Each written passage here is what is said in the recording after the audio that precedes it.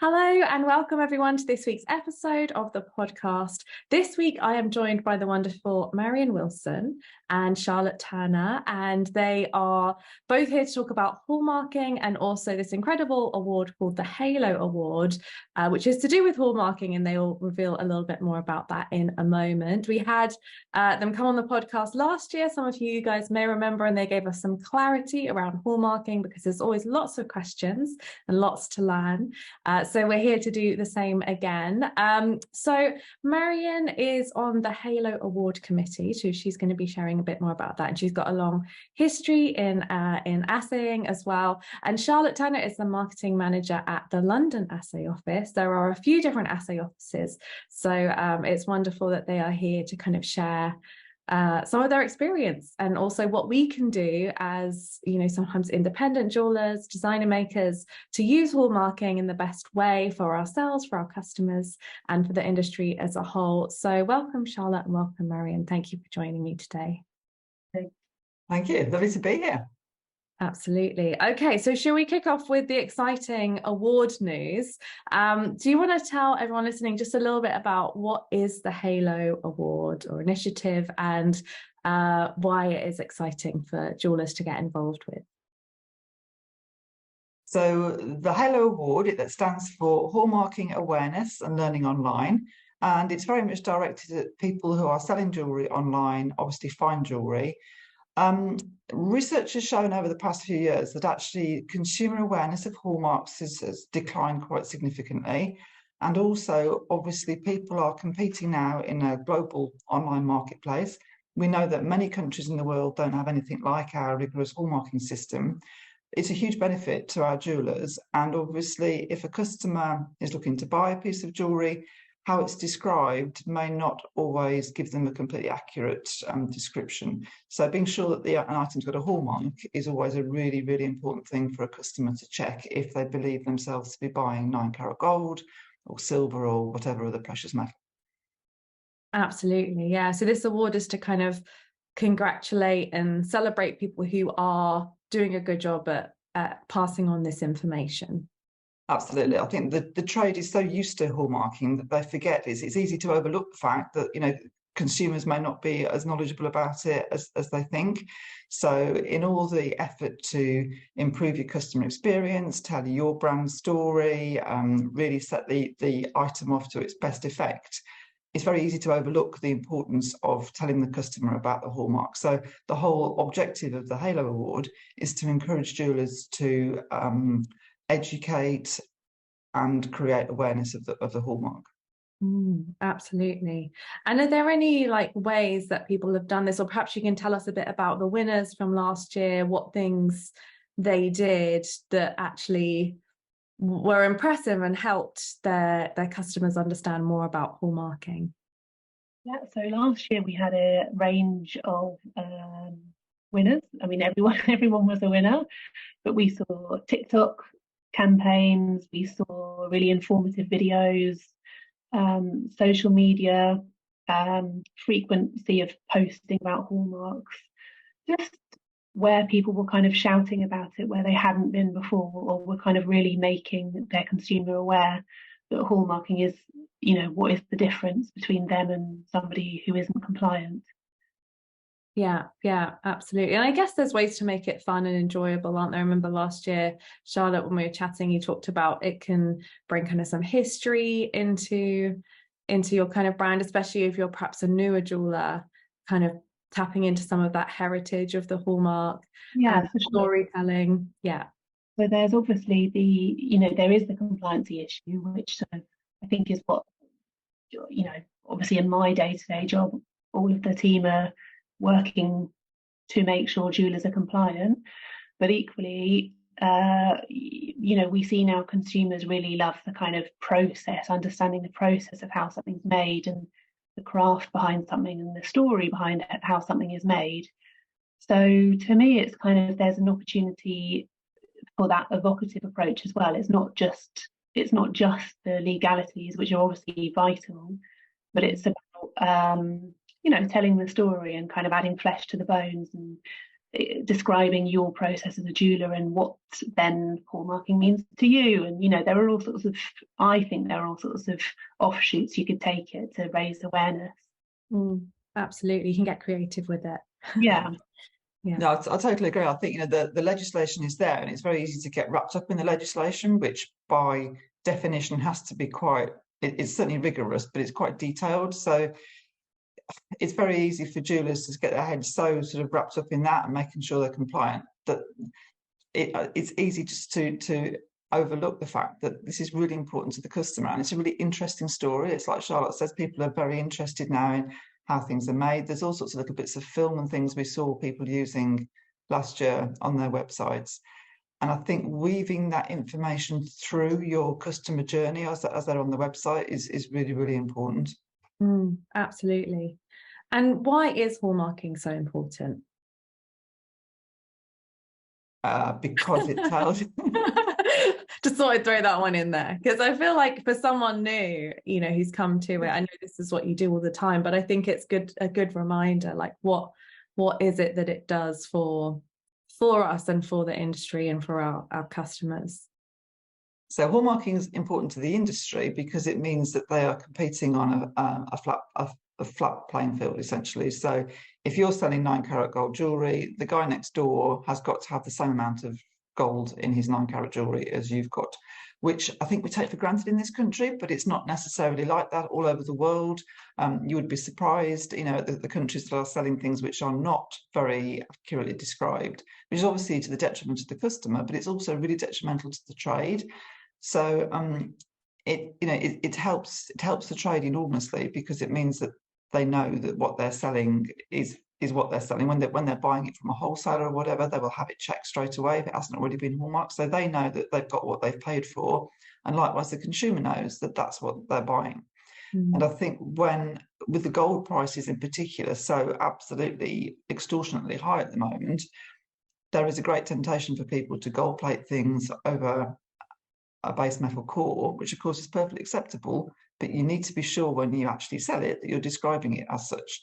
And it's very easy. You look anywhere online and you can easily within 10 minutes find lots of places where the way it's described is actually, when you get into the small print, if you know what to look for, it's not actually illegal. It does tell you it's got a base metal core, but the actual top line description, particularly with the restrictions of what you can put into your field when people are searching on Google and things, it's very easy for people to be misled. So that's why people understanding that if it says it's 9-carat gold and it's any kind of weight, it's got to have a hallmark is really, really important. Yeah, we often say hallmarking is the oldest form of consumer protection because it has a 700-year-old heritage in this country. And the reason it was introduced was exactly that, to sort of verify the metals, which is still the reason today. Absolutely. And I think there's a proud moment as a jeweler when you get your hallmark, like when you get your stamp or your maker's mark, or however you do it, lasering, whatever. It's like, oh, I've registered, I've got it, it's mine, and it's something that kind of you can pass on. And a lot of jewelry that's made becomes heirloom jewelry, and people will pass it on from generation to generation. And I think that you've got those 700 years of hallmarking, but then you're also kind of carrying that on through your own. I think, that's exactly it. That's when we talk about hallmarking, it's not just about to mark you out from a fake seller. It's also like you're beginning to talk about there, it's the sort of romanticism of what it means to you. And I love to see that when I look at our Instagram posts and people tag us and say, oh, I've just registered, and you can tell how excited they are, so it's that whole story. But yeah, just kind of remembering the Halo Award is asking you to review your information that you have online and basically remember to feature hallmarking, because it's so often sort of not included. We're saying it's actually such a selling point in itself. Yeah, absolutely. And then you mentioned before we came on that with the award last year there was quite different winners, and because I guess some people listening might think, well, that's fine if you're like a big shop and you've got all these stores and you can apply for these big awards, but it's something that's accessible, isn't it, to different levels. What would your advice be to, I guess, independent jewelers thinking of submitting an application? I think, you have to promote it in a way which is appropriate to your business. So we've seen, say, somebody like Harriet Kelsall, who was one of the winners last year, who is a bespoke jeweler. They don't actually have a sort of a transactional website as such, because most of their things are bespoke. So they told their story through PR, through stories, through social media, rather than actually on the website itself. And of course, that has to be backed up then by somebody actually coming into the store. Your store staff need to be equally informed and understand the importance. But I think that's something which the industry has really had a good handle on for years and years and years. There are so many different hallmarking courses. The JET course, which the NAJ do, is very comprehensive. So I think in store and face-to-face, it's happening, but actually it's that other bit when you're looking at it online, which is not quite so strong. So, I think it depends, as I say, what's appropriate. If you've got somebody like, say, Serge Denis, we've got a smaller range and it's very design orientated. Every single line on their website, when you go into it, tells you if it's hallmarked and immediately leads you to explain what the hallmark is, which is fantastic. But you couldn't do that if you were a multiple jeweler like CW Sellers, who are one of the other winners, who are selling loads and loads of brands, very high status brand watches and things like that. They couldn't possibly have taken, if they'd taken the same approach, it wouldn't have worked, because they've just got lost in everything else. So, I think everybody that is selling any kind of fine jewelry needs to just take a step back and look at their whole marketing plan and their approach, and put hallmarking into it in an appropriate manner. There is absolutely not one size fits all, but everybody can celebrate it in the way that Charlotte's been talking about, in actually, the excitement of getting their hallmark, and things like the commemorative hallmarks. I mean, this year we've got the coronation hallmark out for the coronation of the king. That in itself adds some provenance to an item. So whatever kind of business you are, if you've got a range or even an individual item with that mark on, that's something to talk about. It's another reason to make contact with your customers and your social media following. Absolutely. And I think it helps build trust with them as well, that they can, even if they didn't know what a hallmark is, you're now educating them, and then they can, in their jewelry buying journey, kind of have that knowledge. Because I think one of the things, especially when people are new to buying fine jewelry, perhaps they're buying their first engagement ring or something like that, they can feel really lost. Like it's not anything they know, they don't know the difference between different carats and what all of that means of gold, and should it be white gold or yellow gold, and so it's quite nice to do some informational sharing, I think. And even no matter how small or new your business is, that's something that you can do to kind of build, not just be compliant and not just kind of build awareness, but also to build that trust with your customer too, which is awesome. I think showing your understanding of hallmarking and how hallmarking fits into your process as a jeweler, I think kind of I don't know, to me it creates a bit more of a relationship with you and the consumer, because it's about trust. So imagine so I used to work for a jeweler, and people would come in and they'd say, oh, is it 925?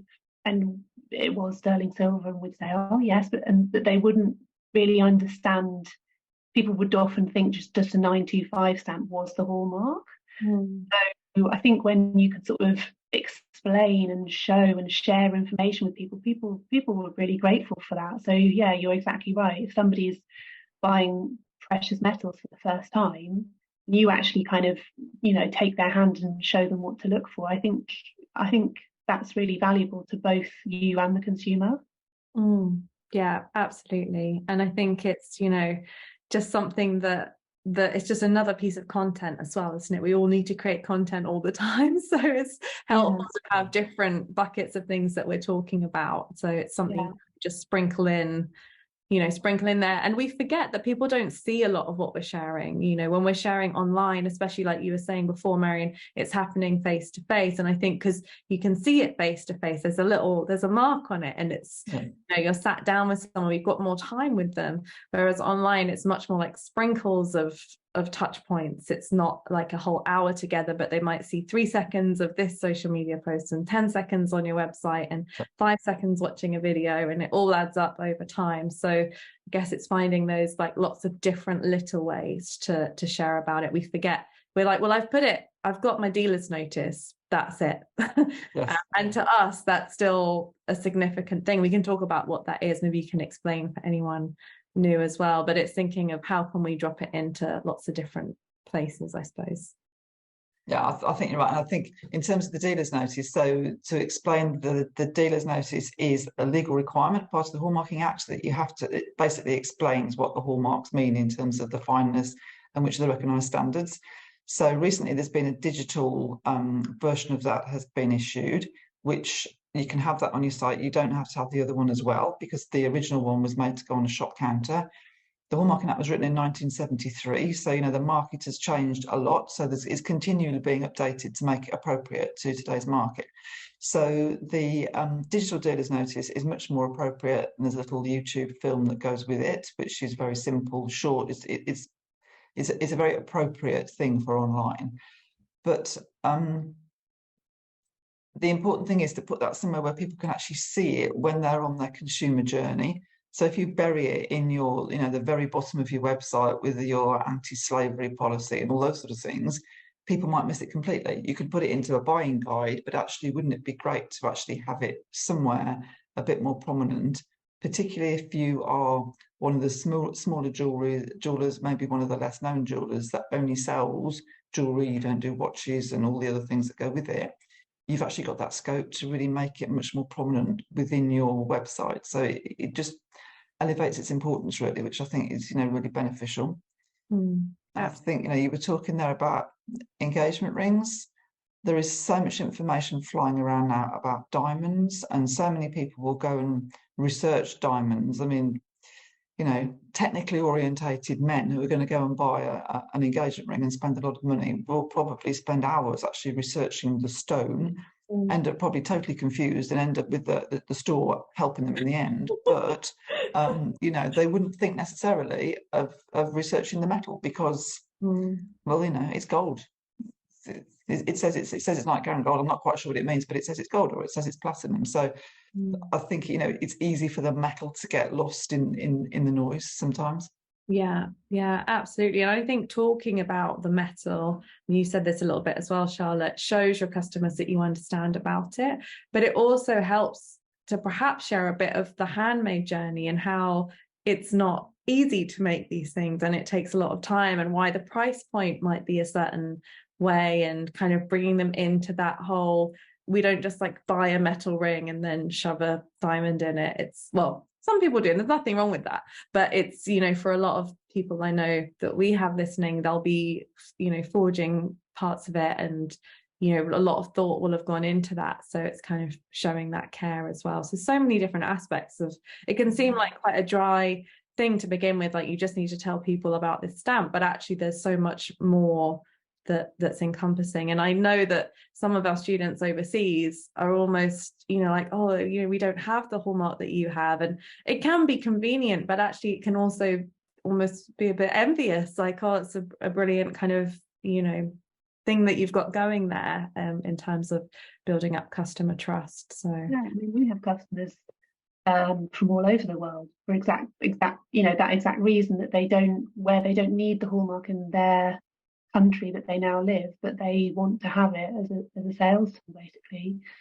So I think, I've really noticed, and I read in marketing trends, like if you think say even in my lifetime, not sort of, or even shorter period than that, the trend was people didn't really share information. It was sort of everything was closed, and you wouldn't share info with your, I don't know, fellow maker or anything. But now it's so much more open, and it's not, people aren't like ring fencing information and keeping it as a closed shop. It's open, it's sharing. I think that's, as a consumer, I really like that. I think of when you say, if you go to like, I don't know, a farmer's market or something, and if you can understand the process of the farmer, it really gives flesh to the bones, like I say. So it's, you know, I think it's just thinking a bit differently about it. Plus, there are obviously, I mean, minimum 3, potentially 5, obviously this year 6 marks that you can talk about every single one, you know.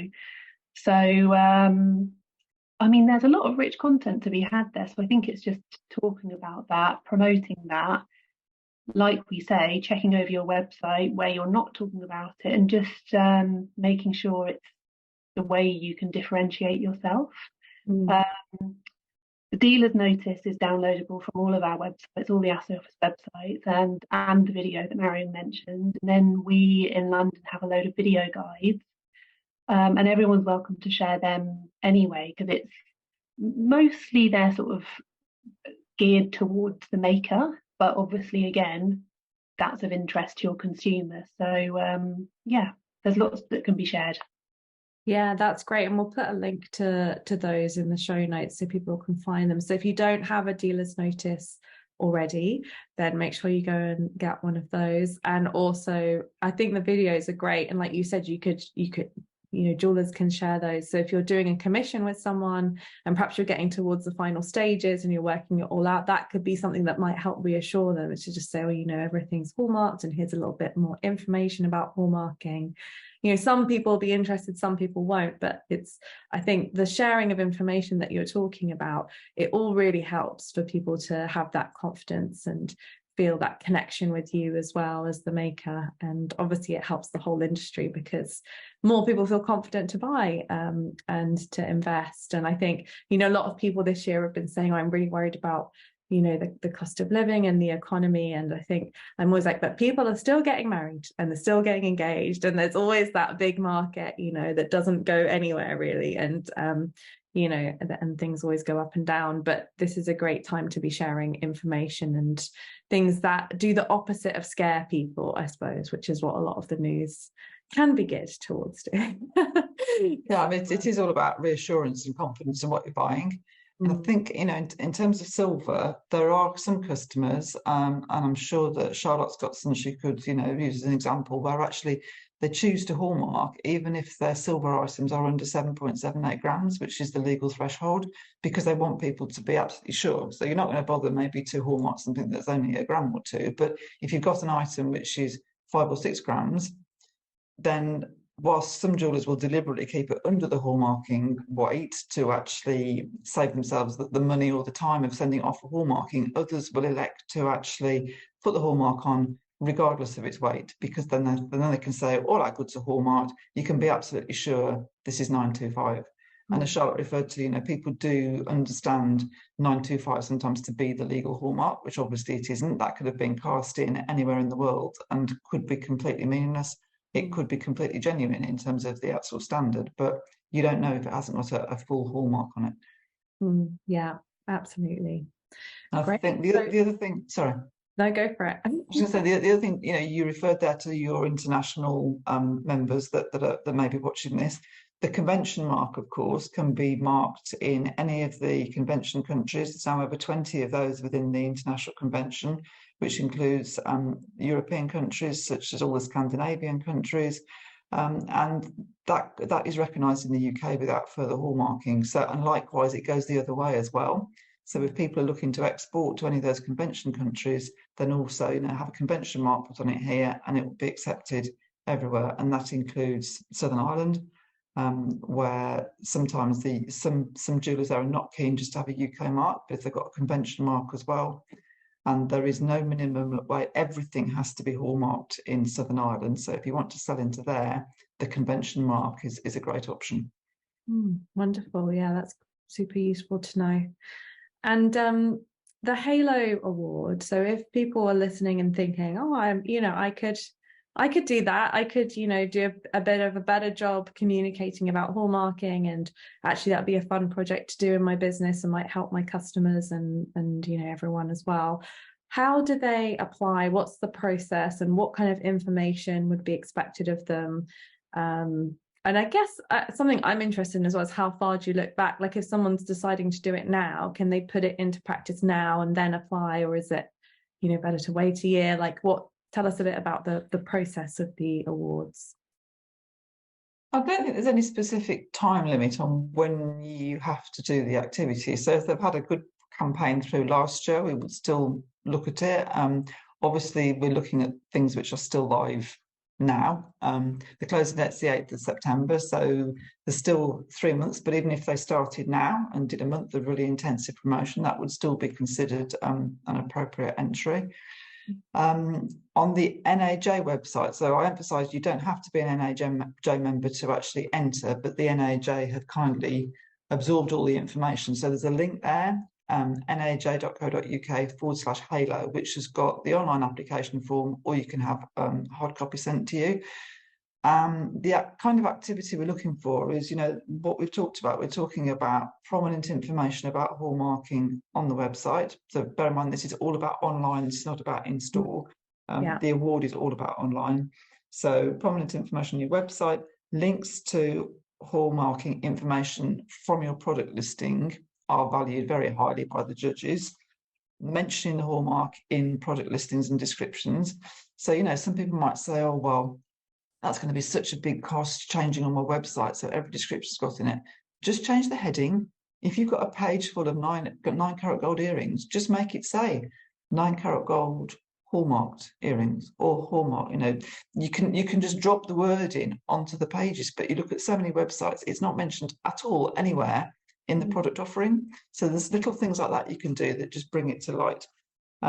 Displaying the digital version of the dealer's notice and the film obviously is also important, and just trying to integrate that information all through the consumer's journey, and then some clear explanations. So you've got the wording which is sort of available with the dealer's notice, but lots of people will write a few words of their own. It doesn't have to be highly technical. Just from their point of view, we hallmark everything because that shows you, for example, would be an approach that some people would take. Again, it's appropriate to the style and the messaging of your business anyway. One of the things that Rachel Taylor suggested when she launched the Halo Award this year was actually, if you are a big enough business to have a small team with you, don't try and take it upon yourself, but give it to an enthusiastic member in your team and say, right, here's a project for you. You have a look at our website and see where we could actually be doing better with promoting Hallmark. Have a look at the competition are doing, just have a look around and see what would be appropriate for us to do. So it doesn't all have to fall on the owner. And actually, it's not a long-term ongoing project. If you build it in properly, you can program it into your social media going forward, but actually on your website, once it's there, it can be there for a little while before you feel that you want to refresh everything again. So it's not hugely onerous. And the application form, we just want the information. It doesn't have to be brochure quality photographs and everything else. We don't want you to spend hours and hours filling it in. It's not meant to be, a great brain testing exercise. It's just to show what you've done. So you can put in links to your social media, brief descriptions, links to your website. And the judges, I have to say, I'm very glad I'm not on this judging panel, because they have to do so much research into every entry just to make sure that what's there is actually what has been alluded to within the application form. And of course the information has to be accurate. We do sanity check it as well, so just to make sure. No cheating. Well, it's just that they pick the information up correctly, really. If someone's actually giving you bad information about hallmarking, that's almost worse than none at all. Make sure we've got our facts right. Watch the videos first. Yes. Yeah. So to help people with that, all the asset officers have got information on their site, which is very easy. And I don't suppose anybody would mind being plagiarised too much, quite honestly. Personal opinion. So, well, and I think information out there. as long as you're putting it in, like you said, in your brand's tone of voice anyway, because you don't want to feel like you've got all this lovely branding everywhere and then there's just this formal document with no context, or it would just feel out of place. So I liked your idea about your opinions on hallmarking and your relation to it, why it's important for you. I think that is quite an interesting and powerful story that could kind of go in with the marketing. Like you said, it's just one of those things then that you can once you've got it on the website, it's done, and then you might refresh it every now and then.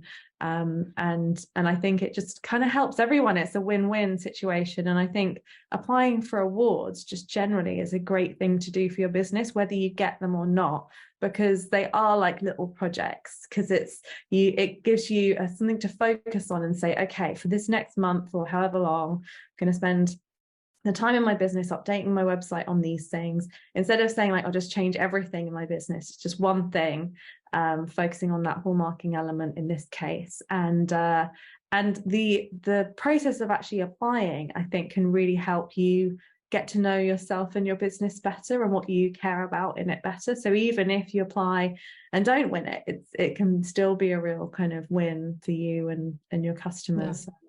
Absolutely. And I think, that because it's a very new competition, last year, the entry form said there'll be a winner, but actually there were four. There was one outright winner, but then everybody else that felt really merited some recognition was highly commended or had special recognition. We've had long discussions amongst the Halo committee this year as to what approach we should take, and we've concluded that's the best approach. You have one outright winner, but then there's merit awarded to other people who come along with something which is refreshingly different and actually is having the impact that we're looking for. So you needn't think, oh well, I know so and so is applying and they always win everything, so I'm not going to bother, because that's not how it is. It's a very new and fresh award, and quite a fresh approach, I think. And that's not in any way criticising the other awards that go on in the industry, but some of them have to be much more structured. If you're going to be a mystery shopper or whatever, and you might have a panel of judges going doing face-to-face, you've got to have a form that says, did they do this, mark them out of this for this, whatever. But Halo is much more fluid, so there's opportunity for everybody. The prize, you will get to go to the Benevolent Society Ball in December, where you will be presented with the salver in front of all your peers. You also have a year's free subscription to the Assay Assured scheme, which is like a Trustmark scheme, which then, if your website has been approved by the Assay Assured scheme, which is operated by the 4 assay offices led by Edinburgh, who've been operating it for quite a long time, then any customers coming onto your site can see that you are hallmarking compliant and they can buy with you from confidence. That's a huge benefit to them. And this year we've also arranged that the winning team can go to their local assay office for a look round and really understand hallmarking better. And I think Charlotte will say that people that come to the office are always, however much they think they know, they're amazed when they come and find out so much more. Yeah, again, when I worked for the jeweler, in those days it was paper only hall note, so I would sort of fill it in and kind of cross my fingers and hope for the best. And she was always running around really busy. But when I actually started work there, and then when we started showing people around for tours, it's kind of like when you go to the theatre and you see just a tiny portion of what actually goes on for the production. So obviously COVID had to stop the tours for a long time, but that's why the videos are so great, to show what happened for every process. So we have videos about actually making the punch, which happens in our workshop at Goldsmiths Hall. We've got actually how they're applied, the support tools that we might need, the lasering, like absolutely everything, the packaging of your work. Everything's covered. So there is a lot of content there. Yeah, brilliant. And just in the interest of being partisan, I think all the assay offices have got information. Certainly some of them are putting quite a lot out on social media at the minute of exactly what Charlotte's saying, how they make the punches. There is a real move to try and get people to understand more what is actually going on within hallmarking. But there is some excellent material out there, which I'm sure the customers of the assay offices are very welcome to share. It's there for them to use.